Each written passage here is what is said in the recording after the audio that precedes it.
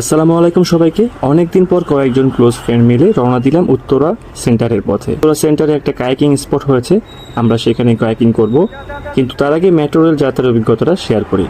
দিনটা ছিল শুক্রবার, বেলা 4:30টার দিকে আমরা স্টেশনে চলে আসি। স্টেশনে গেট দিয়ে ঢুকতেই যে পরিচ্ছন্ন আর গোছানো পরিবেশ দেখলাম, মনে হলো যেন ঢাকা সিটিতে না, অন্য একটা সিটিতে চলে এসেছি। প্ল্যাটফর্মে উঠতেই সামনে চলে আসে ঝকঝকে নতুন ট্রেন। সেদিন বৃষ্টি থাকাতে অনেকটাই ফ্রি ছিল স্টেশন। তো মেট্রোতে উঠে সবসময়ের মতো আমি দরজার পাশে দাঁড়িয়েছি, যাতে করে এই সুন্দর ভিউটা ভিডিও করতে পারি। শুধু কায়াকিং করার জন্যই উত্তরা সেন্টারে যাচ্ছি না, সেখানে থাকা মেলায় ঘুরে বেড়াবো আর সন্ধ্যায় সেন্টার ফুড প্লেসে খাওয়া দাওয়া করবো।